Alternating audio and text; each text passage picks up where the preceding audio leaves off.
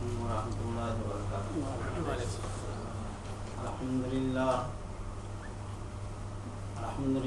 نحمده ونستعینه ونستغفره ونؤمن به ونتوکل علیہ ونعوذ باللہ من شرور انفسنا ومن سیئات اعمالنا من یهده اللہ فلا مضل له ومن یضلل فلا هادی له واشهد ان لا الہ الا اللہ وحدہ لا شریک له واشهد ان محمدا عبده ورسوله اما بعد فان خیر الحدیث کتاب اللہ وخیر الهدی هدی محمد صلی اللہ علیہ وسلم وشر الامور محدثاتها وكل محدثة بدعة وكل بدعة ضلالة وكل ضلالة في النار۔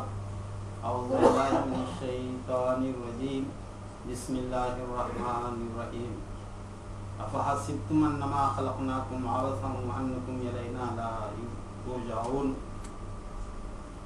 بزرگوں اور دوستو، دنیا کا کوئی انسان مشرب اسلام ہو یا اللہ کا کافر و معاہد منافق بندہ، وہ بھی دنیاوی کام یا اپنا کوئی کام لغو و بیکار نہیں کیا کرتا۔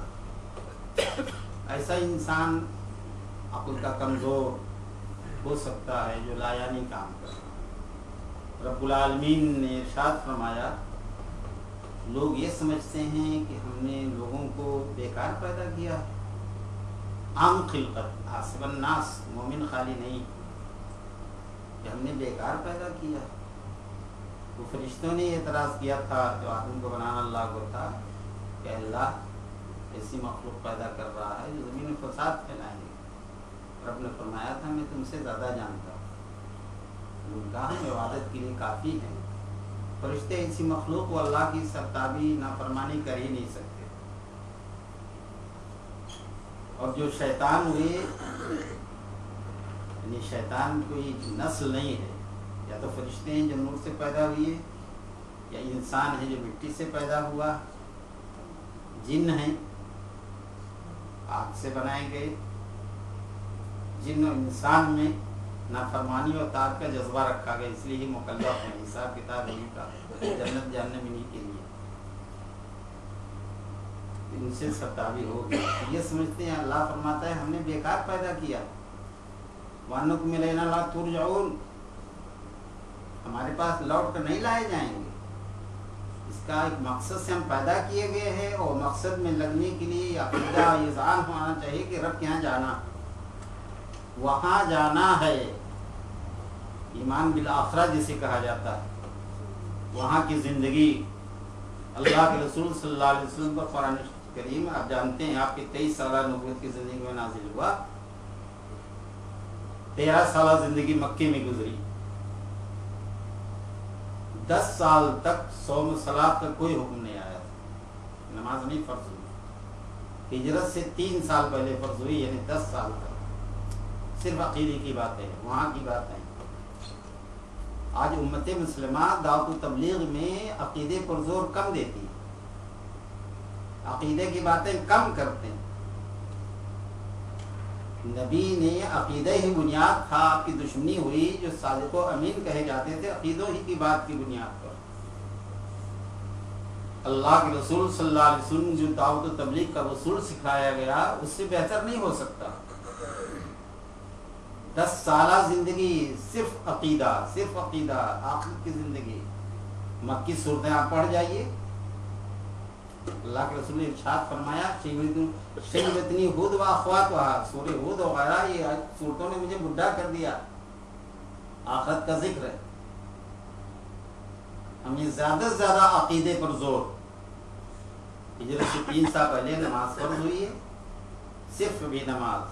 13 سال گزر گئے، مدینہ جانے کے بعد مدینے میں آپ کی زندگی 10 سال کی، تو صوم اور دوسری چیزیں آئی ہیں وہاں سے، زکوٰۃ وغیرہ کے مسائل۔ 13 سال کے بعد نماز ایک ہے کہ 10 سال کے بعد، اور بقیہ 13 سال کے بعد چیزیں آئی۔ ہمیں بھی دعوت و تبلیغ میں اسی چیزوں پر زور دینا چاہیے۔ ابھی خطبے میں ہم پڑھتے ہیں خیر و ہدی ہدی محمد صلی اللہ علیہ وسلم، سب سے بہتر طریقہ نبی کا طریقی زندگی، خیر و ہدی۔ ہر خطبہ جمعہ میں ہر خطیب سے ہر ایک میں ہم یہ سنتے ہیں، ابھی ظاہر یہی کہا جاتا ہے، ہم بھی عام زمانہ سمجھتے ہیں، نبی کا طریقہ یہی ہے، ہماری دعوت و تبلیغ کا اسلوب یہی ہونا چاہیے۔ افحسبتم انما خلقناکم عبثا، تم یہ سمجھتے ہو کہ ہم نے تمہیں بیکار پیدا کیا ہے، وانکم الینا لا، ہمارے پاس لوٹائے نہیں جاؤ گے۔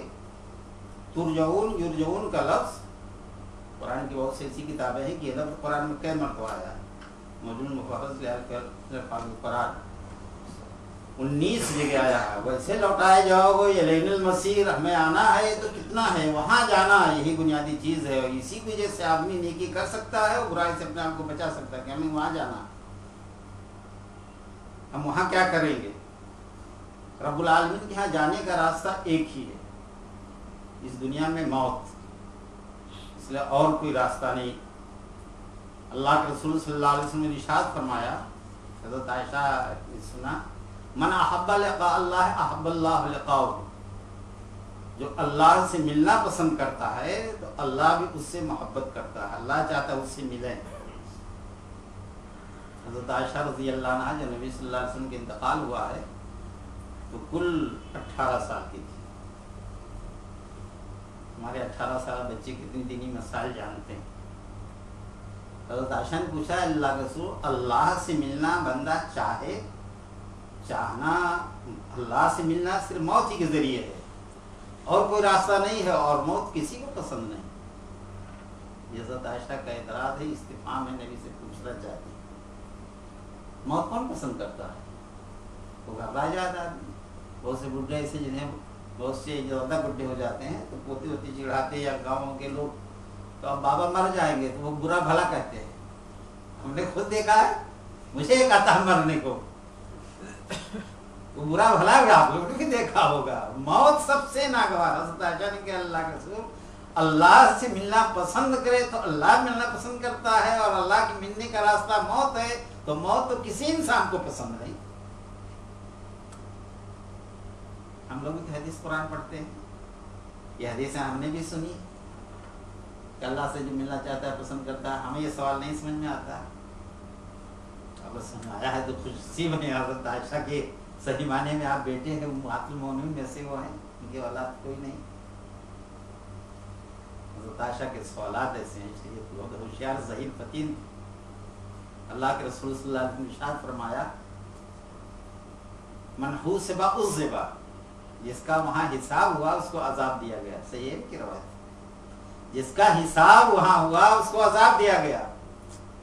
حضرت عائشہ صدیقہ رضی اللہ عنہ کہتی ہے، اس عمر کا آپ خیال رکھیے، اس عمر میں آخری سال کے مان لیں تب کتنی عمر کے 18 سال بچے، ہمارے ماں باپ کہتے ہیں بچہ بھی بچہ ہے، ابھی کھیلنے کودنے کو عمر ہے۔ یہ کھیلنے کودنے کی عمر تو میں نہیں جانتا شریعت کی زبان میں، سچی بات ہے۔ بالغ ہونے کے بعد وہ مکلف ہے،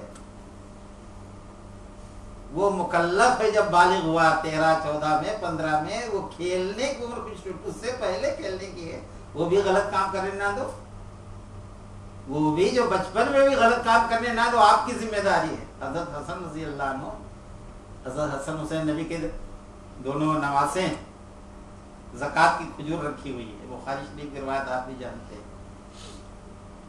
ایک کھجور اٹھا کر کے منہ میں ڈال لیا۔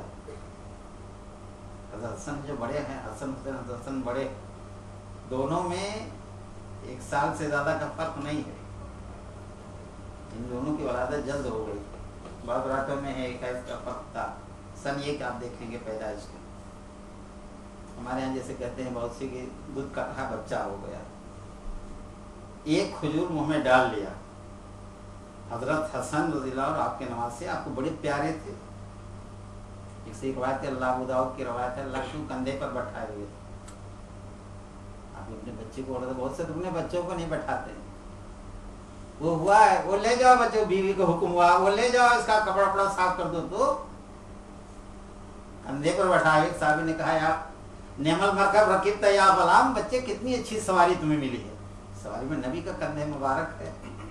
نعم ہم آپ محبت کرتے ہیں بچوں سے، ایسا بٹھاتے ہیں، صاف ستھرا ہو سکتا ہے گود میں لیں گے، گود میں لے لیں گے تو میرا کپڑے کی اتنا پرہیز کیا ہوا یہ کپڑا ٹوٹ جائے گا۔ نعم المرکب رکبت یا غلام، کتنی اچھی سواری ہے۔ آپ ارشاد فرماتے نعم الراکب، یہ کیوں نہیں کہتے شاہ سوار کتنا اچھا ہے۔ حضرت حسن حسین آدھا حصہ نبی سے ملتا تھا ایک آدمی کو، نچلا حصہ دوسرے آپ کے نواسے سے۔